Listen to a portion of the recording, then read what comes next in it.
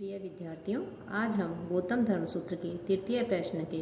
10वें अध्याय का अध्ययन करेंगे कि इस अध्याय का नाम है दाय विभाग। दाय का अर्थ है संपत्ति, अर्थात संपत्ति जो है उसका बंटवारा किस प्रकार से, उसका विभाजन किस प्रकार से किया जाए कि पिता के बाद और पिता के जीवन काल में जो संपत्ति है उसको पुत्रों के बीच किस प्रकार से विभाजन किया जाए, ज्येष्ठ पुत्र को किस प्रकार से दिया जाए और जो पशु आदि हैं उनका किस प्रकार से संपत्ति में अधिकार बताया गया है, उनका विभाजन किस प्रकार से किया जाए और पुत्रों के नहीं होने पर संपत्ति का जो उत्तराधिकार है उसके विषय में वर्णन करने के साथ साथ स्त्री धन आदि का भी वर्णन किया गया है। तो यहाँ पर हम इस अध्याय में सबसे पहला जो सूत्र है उस सूत्र में बताया गया है ऊर्ध्वम पितुः पुत्रा रिक्थम भजेरन, कि ऊर्ध्वम पितुः कि पिता की मृत्यु के पश्चात, कि ऊर्ध्वम पितुः पितरी मृते कि पिता की मृत्यु के पश्चात जो पुत्र है वो पुत्र रिक्थम अर्थात उसकी जो संपत्ति आदि है उस संपत्ति आदि को भजेरन प्राप्त करे, कि जब पिता की मृत्यु हो जाए तो पिता की मृत्यु के पश्चात पुत्र आदि का उस संपत्ति में अधिकार होता है कि उन्हें वो संपत्ति प्राप्त होती है। निवृत्ते रजसी मातुः जीवति च इच्छति, और निवृत्ते अपने पिता के जीवन काल में भी जीवते अपि कि मातुः निवृत्ते रजसी मातुः जीवति च इच्छति, कि पिता के जीवन काल में भी माता के रजसी रजोदर्शन की आयु निवृत्ते समाप्त हो जाने पर, कि माता के यदि रजोदर्शन की आयु समाप्त हो जाती है तो समाप्त हो जाने पर और पिता यदि जीवित है तो पिता के जीवन काल में भी इच्छति इच्छा के अनुसार उस संपत्ति का विभाजन किया जा सकता है। कि यदि पिता जीवित है और माता की आयु भी जो है रजोदर्शन आयु जो समाप्त हो चुकी है तो ऐसी स्थिति में भी जो संपत्ति है उस संपत्ति का विभाजन किया जा सकता है। सर्वम वा पूर्वज है स्वेतरान विभ्रया पितृवत, अथवा सभी संपत्तियां कि जो भी संपत्ति है पिता की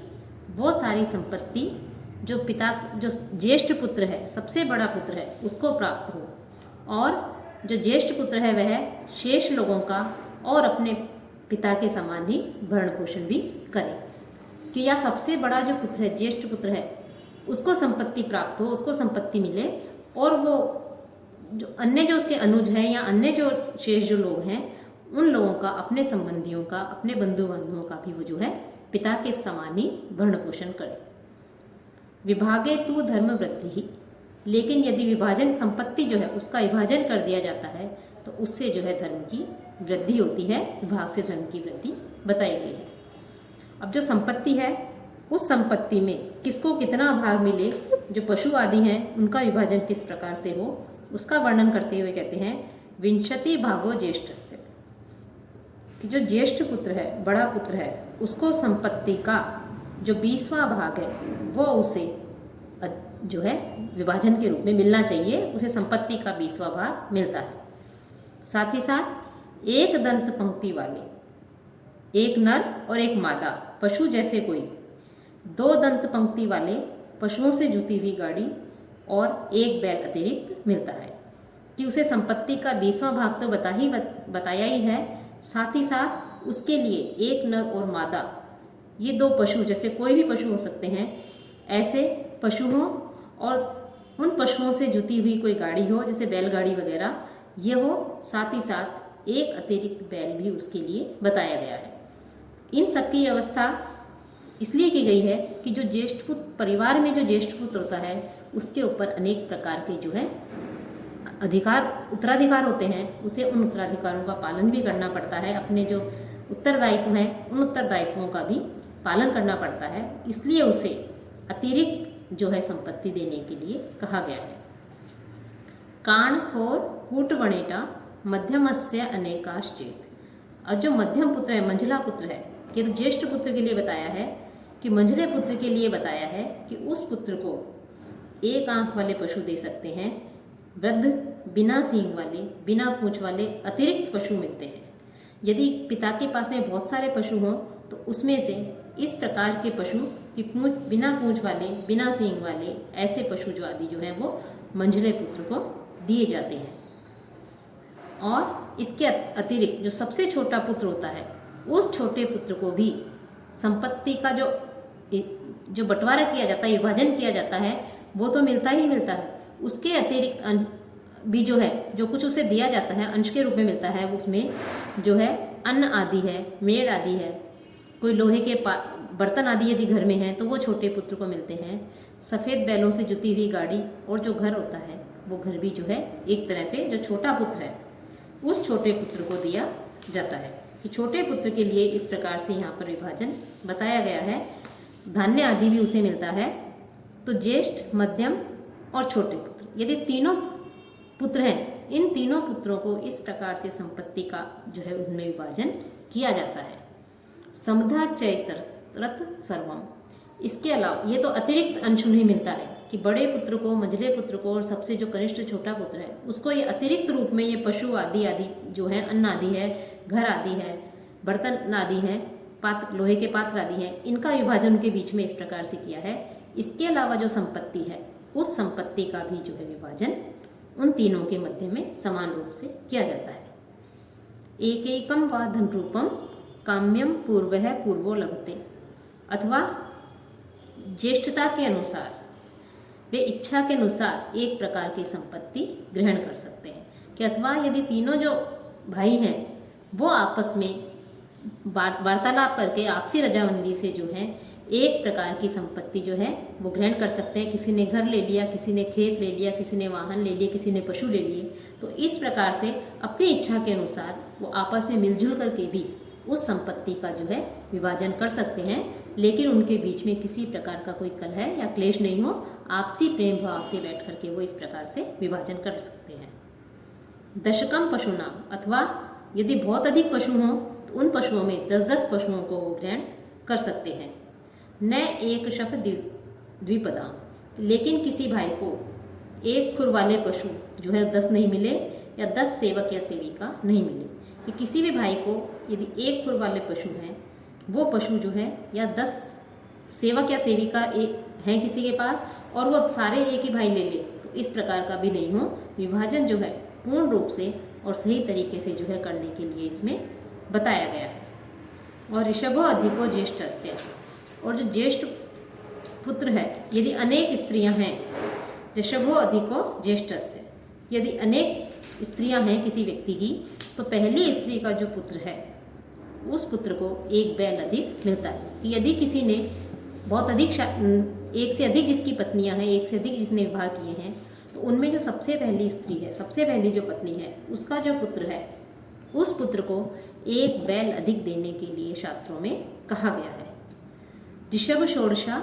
ज्येष्ठिन्यस्य, और सबसे बड़ा जो पुत्र है उस पुत्र को, अर्थात जो सबसे पहली पत्नी है, पहली जो स्त्री है उससे उत्पन्न हुआ है वो, इस कारण से जो सबसे पहला ज्येष्ठ पुत्र है उस पुत्र के लिए 15 गाय और एक बैल का विधान बताया गया है। अथवा बाद में जो स्त्रियां जो उत्पन्न हुए हैं, यदि उस व्यक्ति ने बहुत सी विवाह किए हैं, तो पहली पत्नी के लिए तो 15 गाय, 15 बैल या एक बैल अधिक के लिए व्यवस्था की गई है। लेकिन बाद में भी जो विवाहिता पत्नी है उससे उत्पन्न पुत्र हो और ज्येष्ठ पुत्र हो, तो पहली पत्नी से उत्पन्न पहली पत्नी जो है उससे उत्पन्न जो पुत्र हैं, ये बाद में यदि किसी व्यक्ति ने विवाह किया दूसरी स्त्री से और उसके पुत्र पहले हो गया और पहले वाली पत्नी के यदि बाद में होते हैं,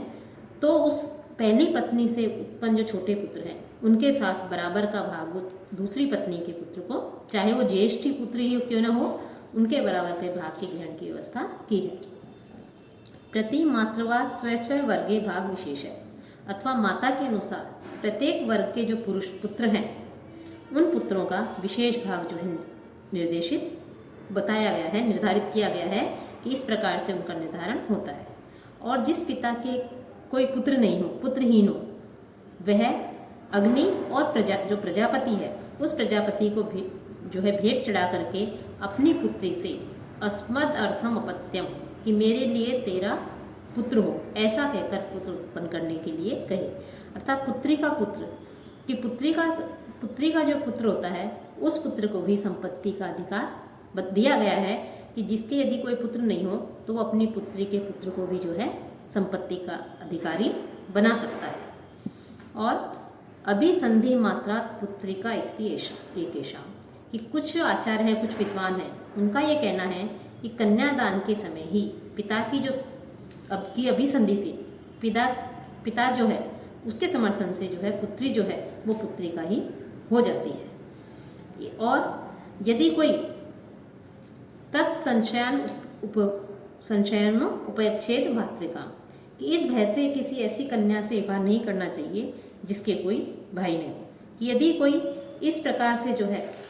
कन्या जो है पिता जो है उस पिता का तो पुत्रों का तो संपत्ति में अधिकार ही है, लेकिन पुत्री का जो पुत्र है उसका भी संपत्ति में अधिकार बताया गया है। साथ ही साथ जिसके यदि कोई भाई नहीं हो तो इस भय से ऐसी कन्या से विवाह नहीं करना चाहिए कि जिसके कोई भाई नहीं हो, क्योंकि पुत्री का जो पुत्र होता है उसका भी जो है संपत्ति में अधिकार बताया गया है। इसके अतिरिक्त बिना पुत्र या पुत्रिका वाला, जिसके पुत्र भी नहीं है और पुत्री का पुत्र भी नहीं है, ऐसे व्यक्ति के मरने पर उसकी जो संपत्ति होती है वो संपत्ति उसके जो सपिंडी होते हैं, समान पिंड वाले जो लोग होते हैं, समान गोत्र वाले जो लोग होते हैं, समान ऋषि वाले, अथवा उसकी जो स्त्री होती है वो स्त्री संपत्ति की अधिकारी को प्राप्त करने की अधिकारी होती है। कि पुत्र और पुत्री या पुत्री के पुत्र भी यदि संपत्ति नहीं हो तो उस व्यक्ति की संपत्ति जो है इन लोगों को प्राप्त हो जाती है। या बीजम व लिप्सेत, अथवा सपिंड आदि से, कि यदि खुद के पुत्र भी नहीं हो पुत्री भी नहीं हो तो जो सपिंड आदि हैं उनसे जो नियोग प्रथा हमारे शास्त्रों में बताई गई है, महाभारत काल में भी हमने देखा था, तो नियोग प्रथा के द्वारा भी पुत्र उत्पत्ति की वो व्यक्ति इच्छा कर सकता है अपनी संपत्ति को देने के लिए। और देवर और नियोग के लिए हम बताए पहले भी हम अध्ययन कर चुके हैं कि देवर जो है उसके लिए व्यवस्था की गई है कि देवर के रहते किसी अन्य भी पुरुष के नियोग से यदि संतान उत्पन्न होती है तो और उस पुत्र को उस स्त्री के पति की संपत्ति का भाग नहीं मिलता। यदि कोई स्त्री है और उसके पुत्र भी नहीं है पुत्री भी नहीं है तो वो अपने देवर के साथ नियोग प्रथा के द्वारा यदि पुत्र उत्पन्न करती है तो उस पुत्र को जो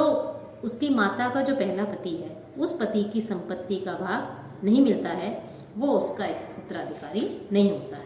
तो इस प्रकार से ज्येष्ठ, मध्यम और कनिष्ठ इन तीनों पुत्रों के लिए, पुत्री का पुत्र के लिए, और यदि पुत्र और पुत्री का भी नहीं हो पुत्री भी नहीं हो तो इसके अतिरिक्त नियोग प्रथा के द्वारा जो उत्पन्न पुत्र है उनके लिए संपत्ति के विभाजन की व्यवस्था की गई है। साथ ही साथ जो स्त्री है उस स्त्री का संपत्ति में क्या अधिकार है, उनको किस प्रकार से संपत्ति मिल सकती है, इसके विषय में भी इसमें गौतम धर्म सूत्र में बताया गया है, जिसके विषय में हम आगे अध्ययन